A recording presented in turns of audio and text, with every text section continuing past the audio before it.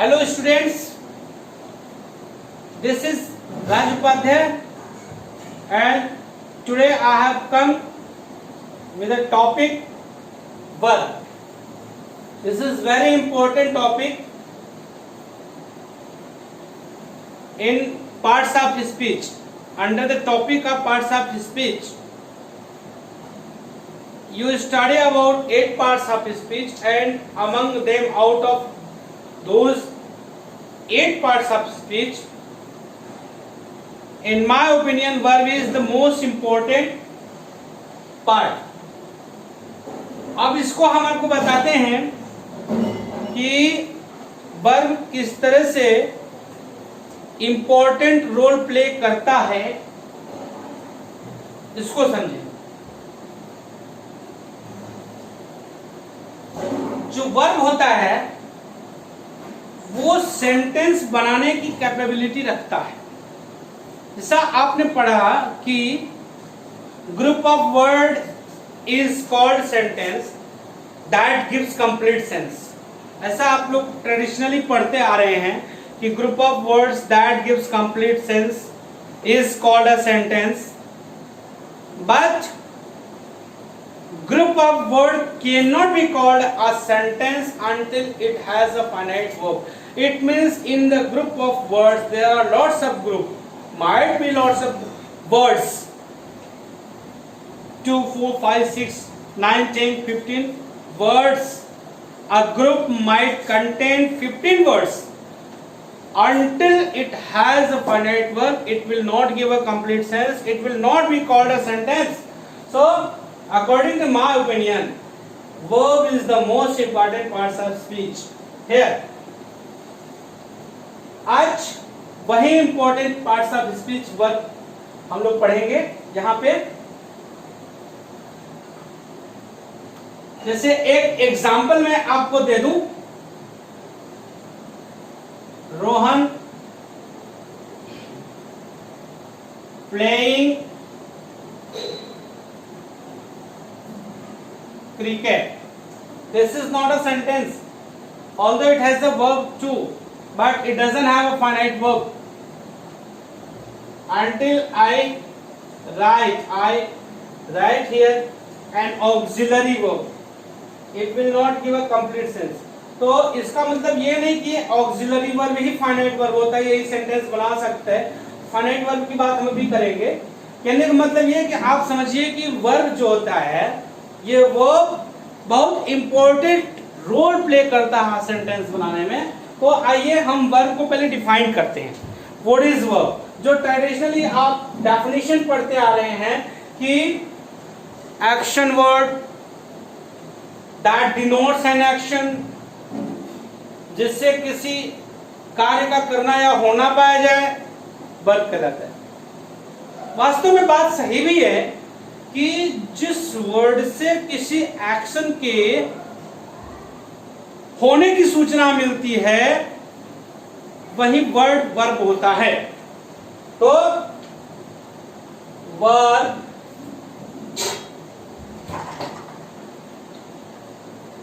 Is the word that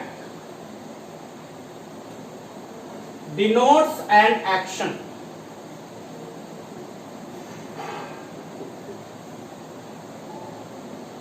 It plays most important role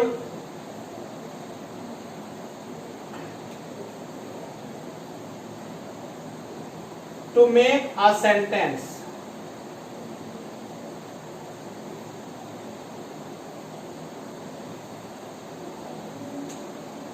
sentence बनाने में ये important role play करती है। आज हम इसी टॉपिक पर बात करने वाले हैं। तो काइंड्स ऑफ वर्ब पहले पढ़ते हैं। Kinds of word occasionally books में तो काइंड्स ऑफ वर्ड को ट्रांजिटिव इंट्रांजिटिव में क्लासिफाई कर देते हैं, बट मैं ट्रांजिटिव इंट्रांजिटिव में क्लासिफाई नहीं करने वाला। देखिए, वर्ब को हम क्लासिफाई करेंगे two types.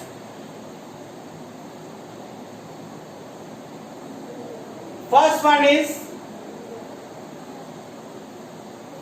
Finite verb and second one is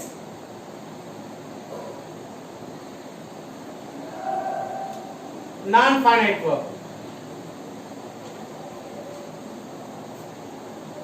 finite verb means पूर्ण क्रिया, नॉन फाइनाइट वर्ब मीन्स अपूर्ण क्रिया। ओके, फाइनाइट वर्ब को क्लासिफाई करते हैं थ्री पार्ट में। हमने अभी जो मैं बात कर रहा था कि सेंटेंस बनाने की क्षमता केवल फाइनाइट वर्ब में होती है, तो वो यही है, ये transitive verb, transitive verb. Second one is intransitive verb and third one is auxiliary verb। थोड़ा वर्ब की वीडियो लंबी होगी, ज्यादा टाइम की होगी, इसलिए हम इस टॉपिक को 2 या 3 वीडियो में पढ़ाएंगे। ये बहुत ही इंपॉर्टेंट पार्ट होता है और थोड़ा सा लेंथी है। आप ये समझ लीजिए कि अगर आपके माइंड में वर्ब का कॉन्सेप्ट क्लियर हो गया तो ग्रामर पढ़ने में आपको बहुत अधिक सुविधा मिलेगी, बहुत अधिक आपको सपोर्ट मिलेगा। इसलिए वर्ब के टॉपिक को बहुत ही सीरियसली पढ़ना है। So auxiliary verb is classified into 2 part.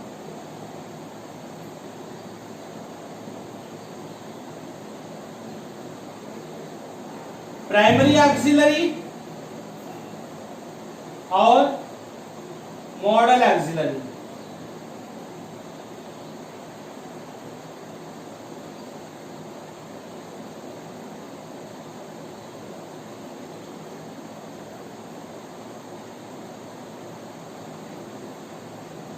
Verb को ध्यान से पढ़िएगा, बहुत ही अच्छी तरह से एक्सप्लेन करूंगा। वर्ब को एक्सप्लेन बहुत अच्छी तरह से करूंगा। अगर अच्छी तरह से पढ़ लेंगे तो आपको और जरूरत नहीं पड़ेगी। तो ये primary auxiliary, model auxiliary. Non finite verb में जो होते हैं infinitive,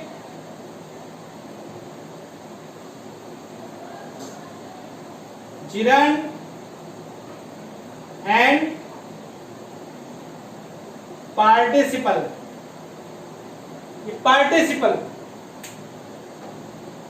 Participle is classified into 3 subdivisional part। यहाँ पे मैं इसको थोड़ा सा डस्ट कर रहा हूं।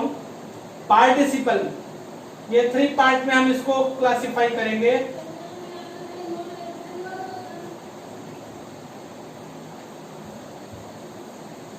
Present participle, past participle and perfect participle. तो ये प्रेजेंट पार्टिसिपल जो होता है वर्ब का आईएनजी फॉर्म होता है, और ये third form of the verb, जिसको आप third form of the verb कहते हैं, वो एक्चुअली उसका नाम पास्ट पार्टिसिपल होता है। और ये हैविंग में थर्ड फॉर्म ऐड कर देने से परफेक्ट पार्टिसिपल बनता है। तो ये इन्फिनिटिव जो होता है, इसको आप शॉर्ट में समझ लीजिए अभी, क्योंकि नेक्स्ट वीडियो में हम इसको देंगे। 2 plus first form of the base form of the verb होता है, और ये जिरंड जो होता है वर्ब में वर्ब का आईएनजी फॉर्म होता है। अब थोड़ा सा कंफ्यूजन ये आ सकता है कि वर्ब का आईएनजी फॉर्म जिरंड भी होता है, प्रेजेंट पार्टिसिपल भी होता है। तो इस बात को हम क्लैरिफाई जब नॉन फाइनाइट वर्ब पढ़ाने लगेंगे तब करेंगे। इसको मैं आपको क्लियर तब करूंगा जब नॉन फाइनाइट वर्ब पढ़ाने लगूंगा। तो इसके लिए आप बहुत ज्यादा ना सोचें, जब वो टॉपिक पढ़ाया जाएगा तो इस बारे में हम इसको डिस्क्राइब करेंगे। आइए हम लोग पहले फाइनाइट वर्ब को पढ़ लेते हैं। ये फाइनाइट वर्ब हमने अपने किसी वीडियो में, सेंटेंस वाली वीडियो में बता रखा था कि एक्चुअली फाइनाइट वर्ब क्या होते हैं, बहुत शार्ट में बताया था। उसमें हमने आपको बताया था कि base form, first form, second form और all kinds of helping verb, auxiliary verbs are finite verb. तो ये फाइनाइट वर्ब हम आपको आज पढ़ा रहे हैं। फाइनाइट वर्ब में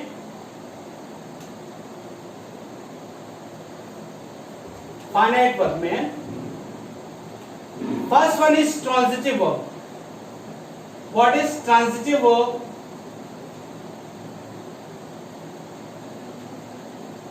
हिंदी में इसको सकर्मक बोलते हैं, बहुत अधिक हिंदी पर तो नहीं जाते, बट सकर्मक क्रिया बोलते हैं। अब कर्मक मीन्स कर्मक, सधन कर्मक मीन्स कर्म के साथ, ऑब्जेक्ट मीन्स कर्म मीन्स ऑब्जेक्ट होता है, ऑब्जेक्ट के साथ मीन्स जो वर्ब ऑब्जेक्ट के साथ होती है वो वर्ब ट्रांजिटिव वर्ब होती है। मीन्स जिस वर्ब के साथ ऑब्जेक्ट होता है उसे ट्रांजिटिव वर्ब कहते हैं। अब यहाँ एक प्रॉब्लम आती है कि how to find out object, what is object. ये बात वास्तव में सोचने की है, तो इसी बात को हम लोग थोड़ा सा यहां देखते हैं। आई प्ले चेस, यहां देखिए इस वर्ब का प्रभाव इस पे पड़ता है, चेस पर। तो वर्ब का प्रभाव जिस पर पड़ता है ऑब्जेक्ट कहते हैं। जिस नाउन प्रोनाउन पर वर्ब का प्रभाव पड़ता है वो ऑब्जेक्ट कहलाते हैं, बट ये सफिशिएंट नहीं है। आप कैसे पहचानेंगे कि ऑब्जेक्ट है ये? सिंपल सी बात कि अगर वर्ब से आप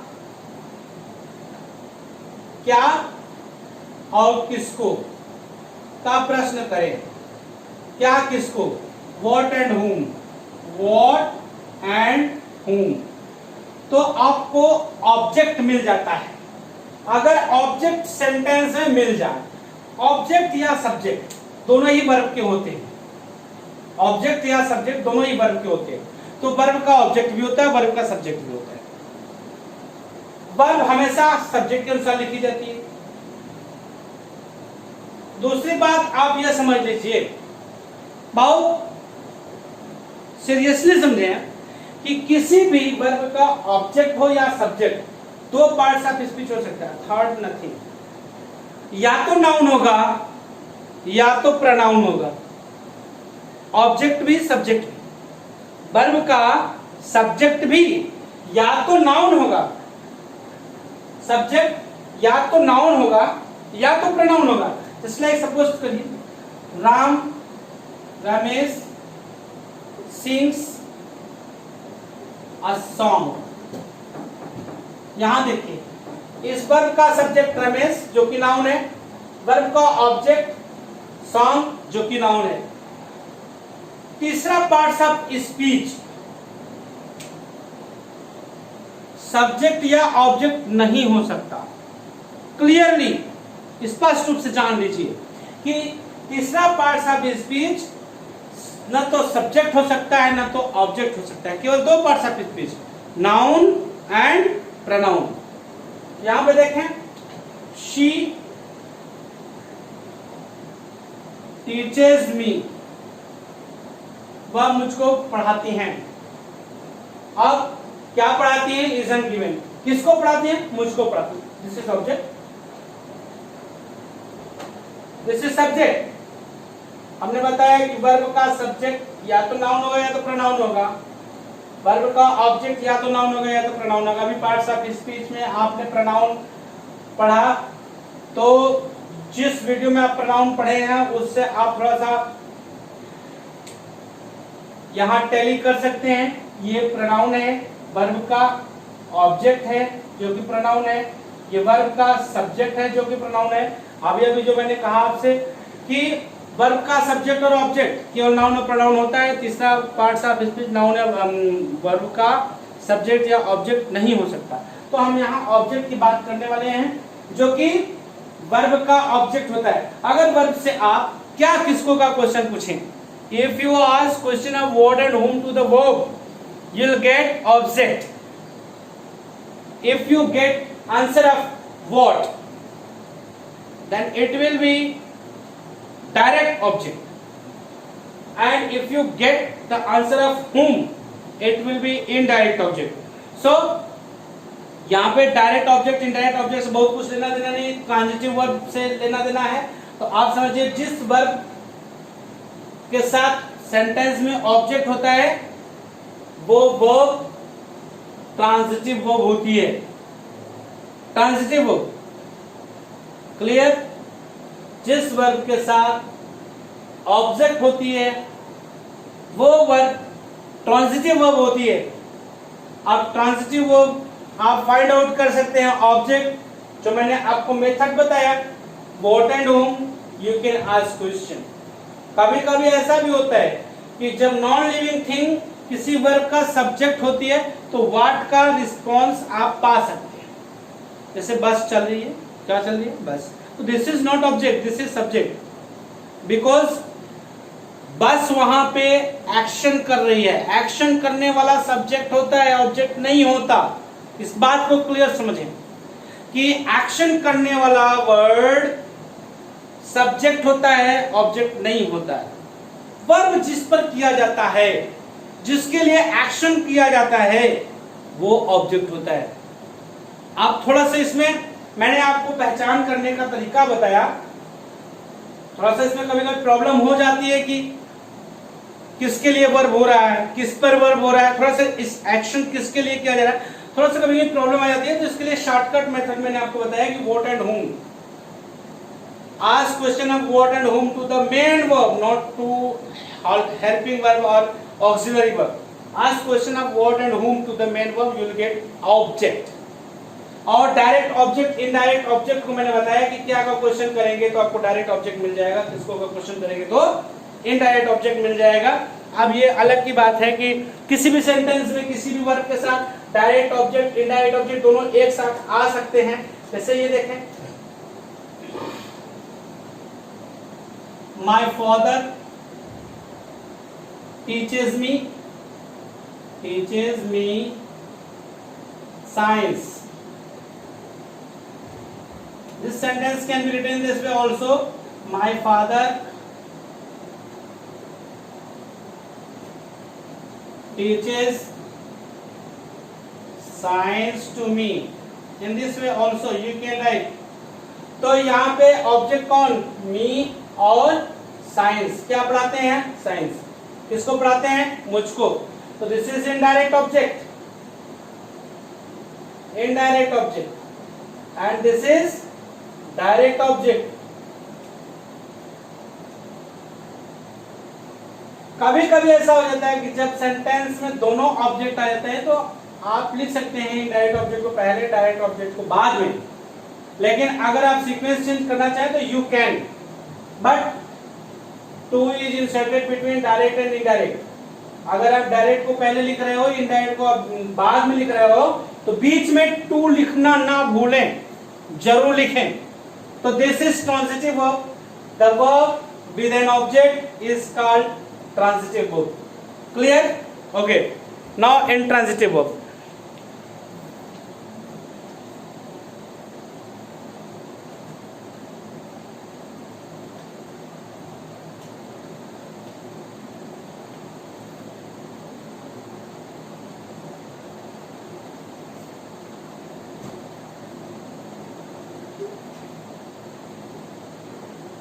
Intransitive verb means अकर्मक क्रिया, जो कर्म के साथ ना हो, बिना कर्म के।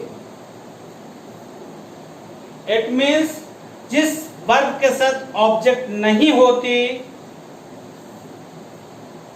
वो वर्ब इंट्रांजिटिव वर्ब होती है। मैंने जो अभी बताया कि आप बस क्या और किसको का क्वेश्चन पूछें, तीसरा कोई क्वेश्चन नहीं पूछना, नहीं तो मेरा दोष नहीं देना। जैसे मान लो कहा कि शाम को मैं पढ़ता हूं, मैं शाम को पढ़ता हूं, क्या पढ़ता हूं? कहा शाम को। This is not answer. शाम को उत्तर है कब, कब, जैसे मैं कब पढ़ता हूं? शाम को। तो ये अनदर थिंग हो गई। मैंने बस दो क्वेश्चन बताया आपको पूछने के लिए, तो बस उन्हीं दो क्वेश्चन पर फोकस करें। तो जिस वर्ब के साथ ऑब्जेक्ट नहीं होती है वो वर्ब इंट्रांजिटिव वर्ब होती है। जैसे the verb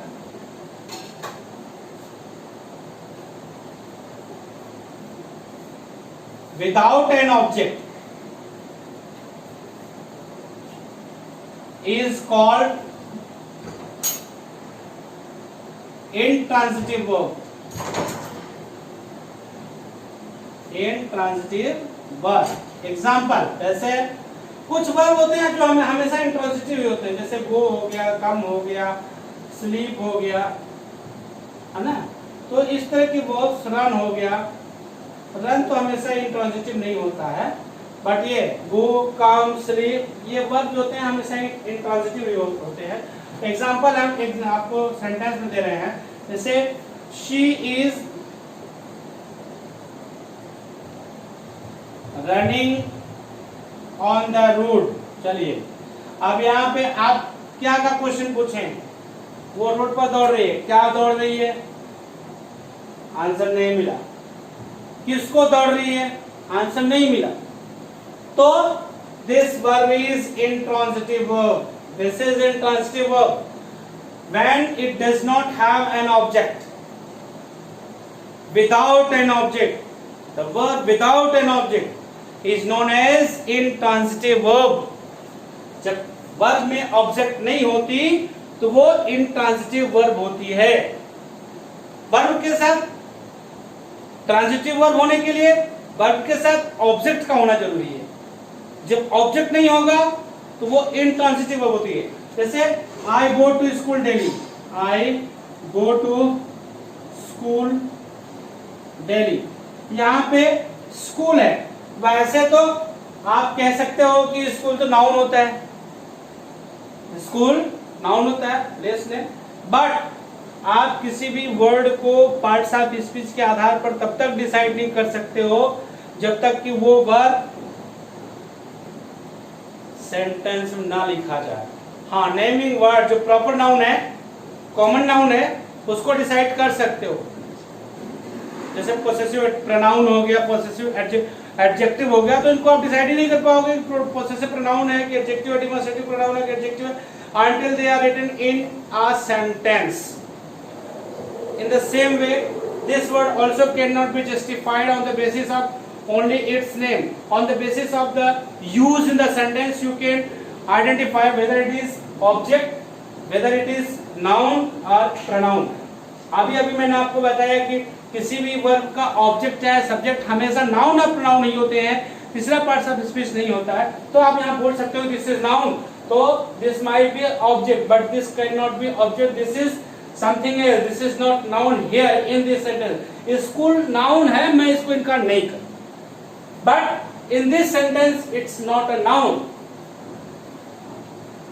so I go to school daily, क्या जाता हूं, स्कूल जाता हूं, स्कूल जाता हूं, ये तो आंसर हुआ कहां जाता हूं। तो this is not an object, so this is intransitive verb. Clear? Okay, आइए अब ऑक्सिलरी के बारे में बात करते हैं। ऑक्सिलरी के बारे में थोड़ी सी डिटेल में बात करनी है, क्योंकि ऑक्सिलरी में कभी कभी लिंकिंग वर्ब आ जाता है और बी वर्ब आ जाता है। इस तरह से वर्ब की मेरी 3 वीडियो भी हो सकती है, 4 वीडियो भी हो सकती है। सारी वीडियो को ध्यान से पढ़िएगा। वर्ब बहुत इंपॉर्टेंट है और सभी प्रकार के वर्ब में इसी टॉपिक में पढ़ा दूंगा। स्टेटिव वर्ब हो गया, पॉजिटिव वर्ब हो गया, हर प्रकार की वर्ब के टॉपिक में ही पढ़ाऊंगा। इसलिए वर्ब की जितनी वीडियोस होंगी मेरी, आप कंटिन्यू इसको देखते रहिएगा। सब ऑक्सिलरी वर्ब, ऑक्सिलरी वर्ब जिसको आप हेल्पिंग वर्ब बोलते हैं, यहां पे मैंने आपको क्लासिफाई किया था प्राइमरी ऑक्सिलरी और मॉडल ऑक्सिलरी। चलिए थोड़ा सा डिफाइन करते हैं, what is primary auxiliary, what is model auxiliary. क्योंकि प्राइमरी ऑक्सिलरी, मॉडल ऑक्सिलरी आप बुक्स में पाते हैं, बट डेफिनेशन समथिंग डिफरेंट होता है। वो डेफिनेशन आपको क्लियर करना है। जैसे मान लीजिए प्राइमरी ऑक्सिलरी, मैंने आपको बता दिया कि इसमें primary auxiliary is classified into 3 sub divisional part, be और डू और हैव। बी में ये 5 क्रियाएं आती हैं, is, am, are, was and were. कभी कभी इसी को लिंकिंग वर्ब के नाम से पढ़ते हैं किसी किसी बुक में, तो उस पर भी चर्चा होगी। ये डू में इसके फॉर्म्स होते हैं डज और डिड, वैसे ही हैव के फॉर्म्स होते हैं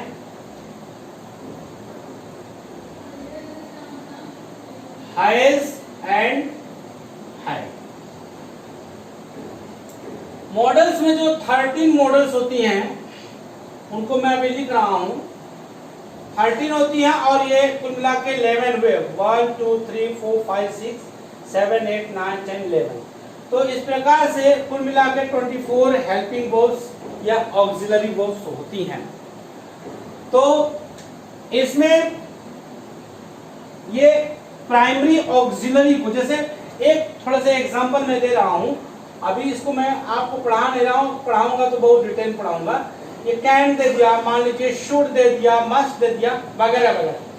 तो प्राइमरी ऑक्सिलरी और मॉडल ऑक्सिलरी में थोड़ा सा डिफरेंस समझें कि what is primary auxiliary and what is model auxiliary. Primary auxiliary ऐसी ऑक्सिलरी होती हैं, जैसे मान लीजिए she is a teacher, you are a player,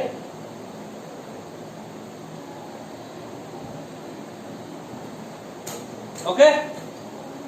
but यहां पे देखें, शी के साथ इज का यूज किया, क्लियर, यू के साथ आर का यूज किया, आई के साथ एंड का यूज करते हैं, यू के साथ डू का यूज करते हैं, ही के साथ डज का यूज करते हैं, ही के साथ हैज का यूज करते हैं, वी के साथ हैव का यूज करते हैं। यहां पे क्या देखा कि वर्ब जो होते हैं ये हेल्पिंग वर्ब्स होती हैं, ऑक्सिलरी वर्ब्स होती हैं, according to the number and person of the subject use होते हैं। जैसे शी हम सिंगुलर कंसीडर करते हैं तो उसके साथ सिंगुलर वर्ब लग रही है, यू के साथ प्लूरल वर्ब लग रही है। तो ऐसी ऑक्सिलरी जिस पर सब्जेक्ट के, जैसे मान लीजिए चिल्ड्रेन आर प्लेइंग होगा, चिल्ड्रेन हैव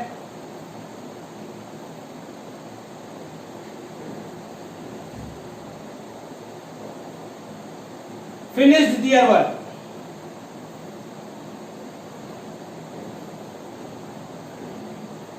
यहां पे देखा क्या, प्लूरल सब्जेक्ट है तो प्लूरल वर्ब लग रहा है, प्लूरल सब्जेक्ट के साथ प्लूरल वर्ब, सिंगुलर सब्जेक्ट के साथ सिंगुलर सब्जेक्ट, सिंगुलर सब्जेक्ट के साथ सिंगुलर वर्ब। तो जो वर्ब सब्जेक्ट के नंबर और पर्सन के अनुसार लिखी जाती हैं, जिस वर्ब पर सब्जेक्ट के नंबर और पर्सन का प्रभाव पड़ता है वो वर्ब प्राइमरी ऑक्सिलरी होती है। अब मॉडल क्या होता है, थोड़ा सा मॉडल को समझें। मैं इसको डैश कर रहा हूं, मिटा रहा हूं, आप देखिए मॉडल को समझें। हम इसको बहुत डिटेल में पढ़ाएंगे। तो ये मॉडल ऑक्सिलरी को हम डिफाइन कर रहे हैं कि जो मॉडल होते हैं, थोड़ा सा एग्जांपल देख लें। जैसे she can solve this question,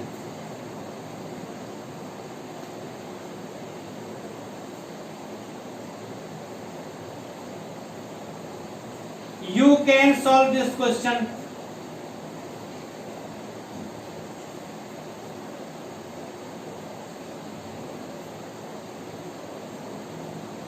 they can solve this question,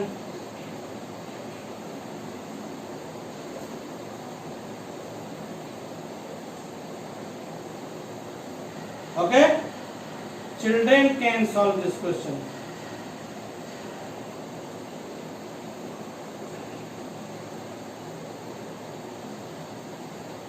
इतना मैं एग्जाम्पल लिख रहा हूं, किस तरह से बात क्यों लिख रहा हूं, बस इतना समझाने के लिए कि सब्जेक्ट चाहे सिंगुलर हो, शी कैन, प्लूरल हो, you can, plural they can, children can, he can.